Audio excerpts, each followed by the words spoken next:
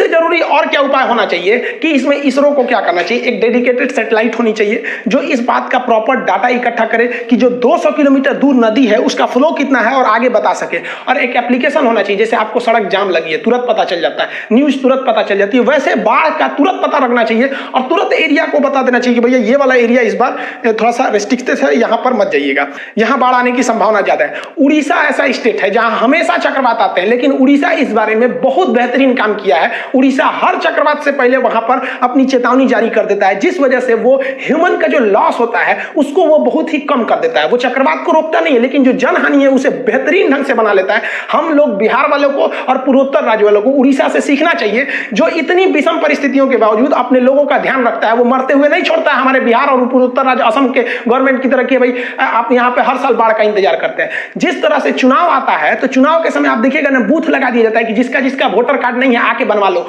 उसी तरह बाढ़ से पहले गवर्नमेंट को ये लाइफ जैकेट का बूथ लगाना चाहिए कि जिसके पास नहीं है यहां से ले लीजिए, और इसको सब्सिडाइज राइट में बेचना चाहिए ताकि गरीब से गरीब भी व्यक्ति से खरीद सके, क्योंकि ये शौक और आराम की चीज नहीं है, ये जीवन बचाने के लिए जरूरी है। तो गवर्नमेंट ना सैटेलाइट डेडिकेट करती है, ना पूरी तरह से उसकी सूचना जारी करती है। आने के बाद लोगों को पता चलता है, सुबह उठे तो देखे भाई साहब बाढ़ आ गया है। यहाँ पे बहुत बार तो ऐसा होता है कि लोग अपने जानवरों को खूंटा में बांधे रहते हैं और बाढ़ आ जाता है, बेचारे डूब के मर जाते हैं। तो ये गवर्नमेंट को इस पर डिसीजन लेना चाहिए। ये सारी टेक्नोलॉजी किस दिन के लिए है? हम लोगों ने क्या किया, पूर्वोत्तर राज्य के लिए वहां हम नेचुरल ब्यूटी के लिए गए, लेकिन जब नेचुरल डिजास्टर आया हम सब भाग आए। तो हम सब इसके लिए गुनहगार हैं। असम के लोगों के लिए हम गुनहगार हैं। हम लोग वहां पर केवल नेचुरल ब्यूटी, वहां पर जो मनोहर दृश्य होते हैं, जो झरने होते हैं, जो पहाड़ियां होती हैं, उससे तो देखने जाते हैं, लेकिन यहां कौन जाएगा? यहां के लिए हम लोग अन्याय नहीं कर रहे हैं। मुंबई में थोड़ी सी बारिश हो जाती है, घुटना तक पानी लग जाता है, तो ये नेशनल मीडिया कवर करती है कि मुंबई में पानी लग गया यहाँ पर। अरे भाई साहब, हम लोग सौतेलापन व्यवहार कर रहे हैं पूर्वोत्तर राज्य वालों के साथ। जो हमारे यहाँ मुंबई में सड़कें ठीक रहेंगी, दिल्ली में एकदम एक नंबर सड़कें बनाई जाएगी, लेकिन ये भी तो हम ही लोग का एरिया है। असम पूर्वोत्तर राज्य हम लोग का नहीं है, लेकिन हम लोग उसके साथ क्या करते हैं? सौतेलापन व्यवहार करते हैं। हम गुनहगार हैं इन लोगों के लिए। अगर आपके पास भी कोई सुझाव है जिससे कि आप बाढ़ को रोक सकते हैं तो उसे कमेंट करके बताएंगे। क्या आपको लगता है कि अगर गवर्नमेंट ये सब सारे काम करे तो क्या इससे बाढ़ को कंट्रोल किया जा सकता है? आप ये सोचते होंगे कि ये सब काम में बहुत ज्यादा खर्च आएगा। भाई साहब, पूर्वोत्तर राज्य में अब तक 32,000 करोड़ रुपए खर्च किए जा चुके हैं केवल राहत काम के लिए। अगर गवर्नमेंट इन सब चीजों पे काम करती, इस सारे टेक्नोलॉजी को लाने में करती, रिजर्वायर बनाती, बांध बनाती, तो 32,000 करोड़ से कम पैसे में ही ये एक परमानेंट सोल्यूशन हो सकता था। लेकिन गवर्नमेंट अभी भी इस चीज पर ध्यान नहीं दे रही है। अगर आप भी चाहते हैं कि गवर्नमेंट एक ठोस कदम उठाए, इस टेक्नोलॉजी को लाए, तो इस वीडियो को कम से कम वहां तक पहुंचाइए जो इससे संबंधित मंत्रालय है, जो अधिकारी हैं, ताकि वो सजग हों और इन लोगों के और अगले साल या 2-3 साल के अंदर इतना जबरदस्त एक्शन लिया जाए कि अगले 100 साल तक हम बाढ़ से मुक्त हो सके। आई होप आप समझ गए होंगे। और सबसे बड़ा उपाय है जिस पे गवर्नमेंट नहीं ध्यान दे रही है, वो डबल लॉस कर रही है। कैसे? मान लिया कि ये नदी है, हमने यहाँ एम्बैंकमेंट भी बना दिया, यहाँ भी बना दिया, लेकिन नदी में जो 2 मिलियन टन पर डे कचरा आ रहा है, ये कचड़वा कहाँ जाएगा भाई? ये तो इसी में रहेगा ना कचड़ा वहां पे। इस कचड़ा की वजह से नदी का लेवल जो है वो यहाँ हो जाएगा। अब पानी जेन्युइन है कि इधर फ्लो करेगा, तो इस पे क्या करना चाहिए? इस कचड़े को हटाने के लिए एक जहाज आती है, डोजर बोलते हैं उसे। ये क्या करती है? नीचे से कचड़े को उठा के अपने में भर लेती है, और जब ये जहाज का पूरा कैपेसिटी भर जाता है तो एक छोटी सी नाव को यहाँ लगा दिया जाता है, ये यहाँ से इसमें गिरा देती है। अब ये क्या है? ये नाव लेके जा सकता है। इससे डबल फायदा क्या होगा कि ये कचड़ा हट गया। कचड़ा हट गया तो इससे देखिए फायदा क्या है कि एक तो बाढ़ की समस्या टल गई, बाढ़ कम आएगा क्योंकि नीचे से जो कचड़ा हटा है इसमें अब पानी आ जाएगा, तल बढ़ जाएगा। अब इस कचड़े को हर 5 से 10 किलोमीटर पे एक डंपिंग सेंटर बनाना चाहिए। मई जून के महीने में इन नाव को पूरा रेगुलर घुमाते रहिए, 10-10 किलोमीटर पे बांट दीजिए कि भाई 10 किलोमीटर इस नाव का एरिया, 10 किलोमीटर दिन भर में चल ही सकता है वो। और वो क्या करेगा? हर 5-10 किलोमीटर पे एक डंपिंग सेंटर बना देगा जहां उस मिट्टी को वो रख सके ताकि नदी फ्लो हो सके।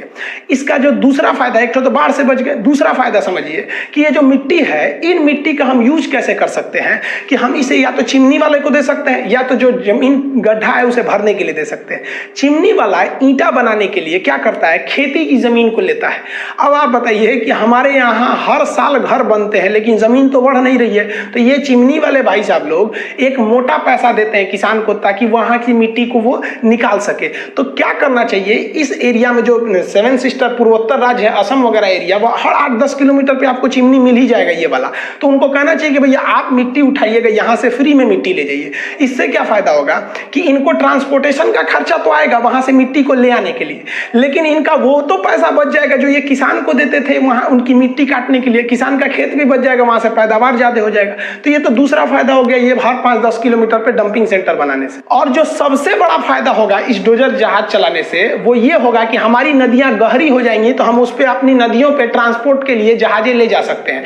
ये छोटे साइज की होती है नदियों पे चलने वाली जहाज, ये क्या होती हैं 8 से 10 ट्रक सामान लोड कर लेती हैं। अब इससे देखिए हमारी जो ट्रैफिक है उस पर बोझ कम होगा, और जो ये नदियों से लाने वाला जो भाड़ा होता है वो सड़क से 10 गुना सस्ता होता है। अब जो नारियल पानी हम लोग पीते हैं पटना में, वो केरला में मिलता है 10 रुपए का। केरला से एक ट्रक अगर पटना आता है तो 1 लाख रुपया वो किराया लेता है। अब आप बताइए कोई व्यापारी है जो नारियल पानी मंगा रहा है, वो तो केरला में खरीदा है 10 रुपए के हिसाब से, अब जब पटना लाएगा तो 1 लाख रुपया किराया दिया है वो ट्रक का, आपको 10 रुपये में देगा? नहीं देगा। तो गरीब आदमी सोचता है कभी हम भी नारियल पानी पीते। इसमें उस गरीब की कोई गलती नहीं है, ना ही उस व्यापारी की गलती है। गलती है तो हमारे नीति निर्देशकों की गलती है, जो नीति बनाते समय ऐसी नीति नहीं बनाते हैं जो अगले 1000 साल तक सक्सेस हो सके।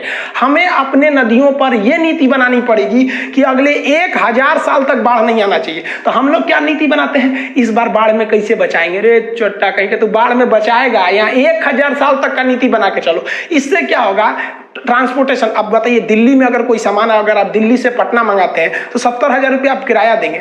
अगर नदियों को गहरा करेंगे तो यमुना जी में आप उसको नदी के माध्यम से ले आइए, वो इलाहाबाद आ जाएगा, वहां से गंगा के रास्ते पटना में आ जाएगा। वहां पे इतने इससे आपका 15,000 के आसपास में रेंट से आ सकता है उतना किराया से, क्योंकि पानी वाली जहाज का किराया ज्यादा नहीं लगता है और ये आराम से ले आ सकते हैं यहाँ पर। तो हम लोग तो इससे 3 फायदा कर सकते हैं, हम 2 ही बोल रहे थे आपको। तो गवर्नमेंट को ये सब नीति बनानी चाहिए ताकि अगले 1000 साल तक के लिए हम इस नीति को बना सके।